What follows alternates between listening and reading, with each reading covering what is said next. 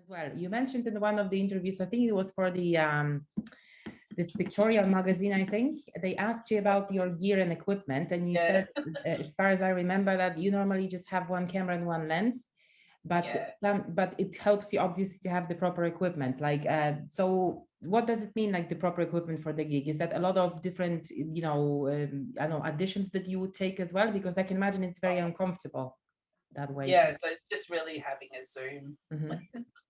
really having a fast lens that'll Mm-hmm. give you uh yeah, a wide aperture. So basically you because it's a lot of low light, you wanna yeah, so there's lenses that you can buy that are much more expensive, that will get you a better result. Or Mm-hmm. um but yeah, so I'll always have always have this Mm-hmm. on me, and Okay. this a really small lens. But so that's my day-to-day camera, but I'll use that at live stuff as well. Mm-hmm. And then I've got a bigger Canon with a bigger lens, which if I'm in the pit, I'll always have that camera as well. Usually have that camera as well. So it just means you can get a lot closer. Yeah. So otherwise, unless they're really close, you've got a much bigger shot. Mm-hmm.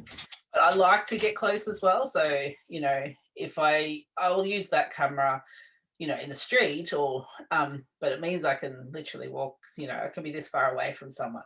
Um, but in the pit that's not always, or at a gig it's not always possible to get that close, and even if you are in the pit a lot of the time, yeah, you're competing for space, and Mm-hmm. yeah, so it's just about having the bigger lens really. Okay. But Cool. but that brings its own yeah, they're heavy, and they uh sorry, what was going to say, they're really obvious as well, so yeah. You stick out. Yeah, exactly. I just remembered, I think I read that someone on your Instagram, for a change now, moving to the a different Okay. social media, that you went recently to a gig, and I think that was one of the weekends, like the end of January. Yeah. And I think if I'm not wrong, that you didn't have your camera with you, you just had your iPhone. Is that correct? And Oh you took no, photos? I took Oh, you the camera. did? I had the Okay. camera, yeah, Okay. but we were quite close to the front, but they're still a long way away. So, so those shots of Cash Savage and Blake Scott, Mm-hmm. they were taken on that, and so they're not. I look at those and go, oh, if I had have been in the pit and I had a different lens, the shots would have been so much better. But you make the best. I don't know. I think you make the best of what you've got, and I just look at those photos and go, well, I just imagine if I took those on an old film camera, if I did Mm-hmm. film, they kind of look a bit like that. They're pretty Yeah, grainy, they do. and Yeah. yeah, and I had to do a bit of cropping to get them, but the thing is, the camera and the lens are so beautiful that I know what I can get, and then try and make it work.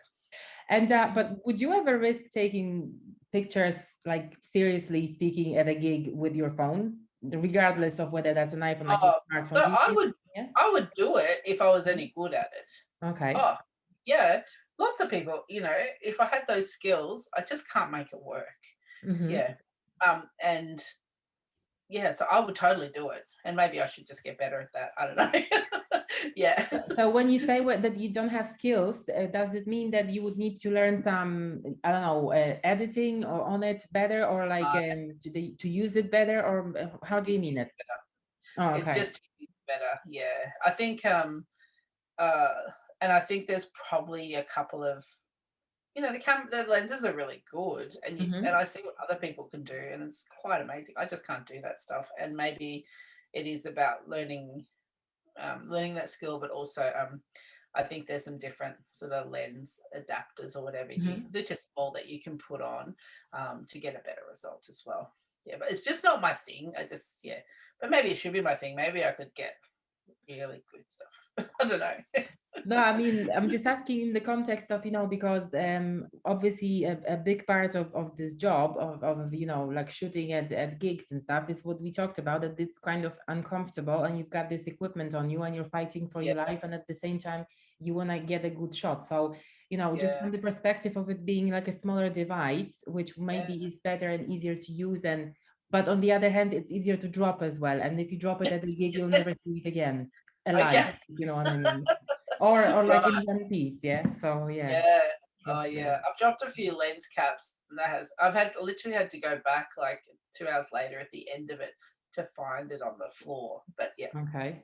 Yeah. Yeah, look, you're right. That's a good point. It's a very good point. Maybe it would be good for me to learn how to do I'm that. just kind of curious, you know, because I Yeah. think camera itself, no matter what it is, it's just such a beautiful device. And if it ever disappears, it's going to be a shame. I think we're a long way off it disappearing. Like I Mm. think phones with cameras may become a lot more sophisticated. That keeps happening, but there's nothing quite like the feeling of a Mhm. camera. I think the other. I guess the other thing is about photographers too is there's a lot of photographers who just love the gear. Mm. That's the pat. There's a real there's a real elitism as well around what gear you use and how good that means you are and well and those conversations just do my head in so because I don't really care like so and Mhm. that's why I don't care. I would use an iPhone if or whatever smartphone if I could get the result. I don't care. I'm not precious about that, but I do like the way the camera feels. Yeah. Yeah, me too. And Yeah. listen, out of curiosity, and I don't know if it exists in photography and like with cameras and stuff, but you know how sometimes in music, for instance, since we're on the topic anyway, certain say brands of guitars are better for this genre of music, and and for this and Mm. that. Is there something like that in photography with the cameras that they capture live performances better? Is it just about the lens, or is it there maybe a company that specializes in manufacturing this sort of equipment, or they're not that far into that kind of Not research that yet? I know of. Hmm. Yeah, not that I know of, but I'm not really good on the gear. I'm not really a Okay. technical. So if someone asks, yeah, it's quite embarrassing really, and a lot of my friends who are photographers find it really, I'm sure, funny, but also really annoying. That I kind of, I need to be able to do this with it. Can you help Hmm. me get? And then once I've got what I need, I just kind of forget the information. And there's something about I don't know, just making it work. And then yeah, but I think I'm more learning through doing than learning, yeah, the technical stuff. So I'm probably not the best person. I think, it is about how good the camera and, the lens is the most important thing. You obviously want a body that can cope with the Hmm. lens. And, and every camera company has different kind of ways that their shots Yeah. look.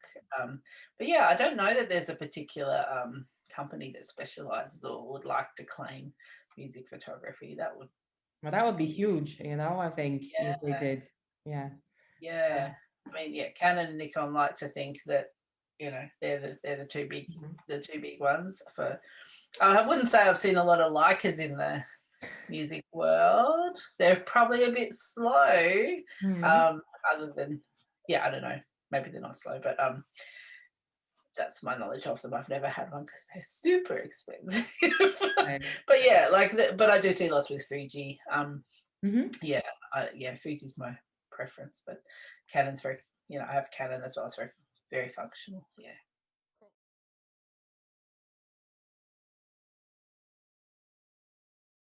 It's not a project really, but I was really happy to see that you were included in the that was called Music is Alive, and it was also curated by Michelle Hunter. Yeah. And I just don't know which of your photos made it to the exhibition. Oh, And but the group that you were included in the first of all, I wanted to ask how you ended up being in that group. Did you guys know each other, Michelle and you, or did she scout you somehow, or how did that happen?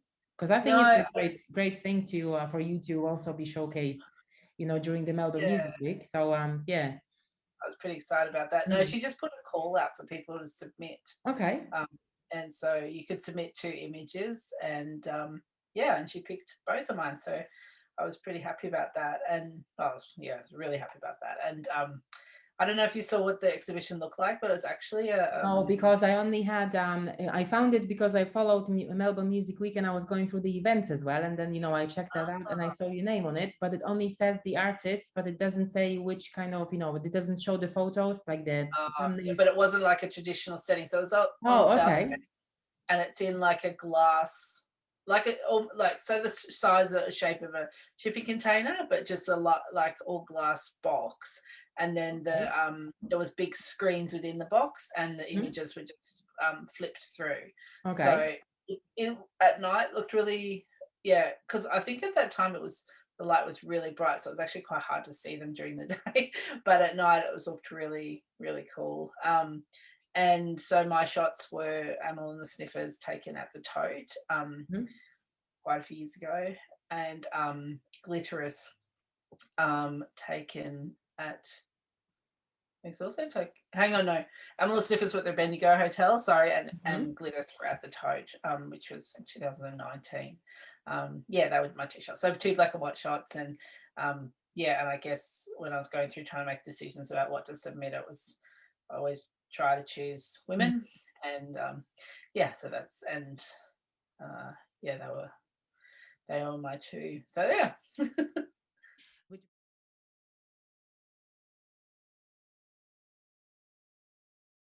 Yours. So if you could like photograph anybody in the world, like in the music industry, and if you could work in the settings that you wanted to with all the gear that you have, you know, and like if you could do a collaboration with someone, what would that be? Or maybe that's already happened. Who knows? No, I would love to go on tour. Okay. Yeah, I would love to go on tour. I think because I think that gives you can give you the best of so many different worlds. Just those, it can give you those from the everyday to the most extreme, you know. You know, and maybe that's not all it's cracked up to be, but I would certainly love to do that. Who I would like to do that with? I feel embarrassed to say because then I feel like a fangirl. That's okay. Even if you're a groupie, that's okay. I'm sure they'll love it when they hear it. Oh, look, you know, any of the bands that I really love, like I would love to, yeah, to go on tour and just have that day to day, you know. It doesn't have to be for a long time, but yeah, and obviously there's, you know, there are so many bands that it would be amazing to do that with. Yeah, and you know, overseas and bigger bands. But yeah, I guess the ones that are in Melbourne who I have some connection with, that would be a very cool place to go. Well, I'm looking forward to seeing your photos from the tour. I'm pretty sure they're going to be interesting.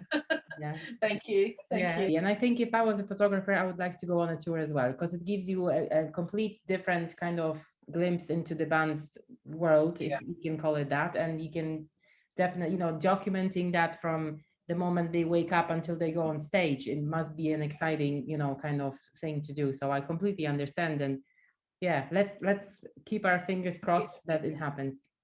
I think one of the words like that comes up, one of the most important words when it comes to music photography is access. So the legendary iconic photos that exist of, you know, bands or artists, a lot of those are because of good access.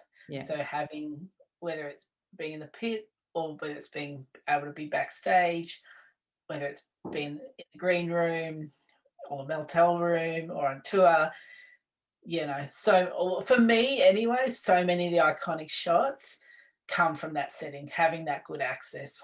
Yeah, exactly. And that's what tour would give you was access. Yeah, cool. Yeah. And also because you're capturing something, that not everyone's getting to see when they're on stage at the, you know, and you're in the crowd, you're all mostly seeing the same thing. But if you see something from can capture something from behind or a different angle or in, you know, different space, that you're creating something that then audience, you know, people can't see otherwise, and that's why it becomes more special, I think, anyway. Yeah, I can see you're excited about it, so I'm pretty sure it's gonna happen one day. Yes.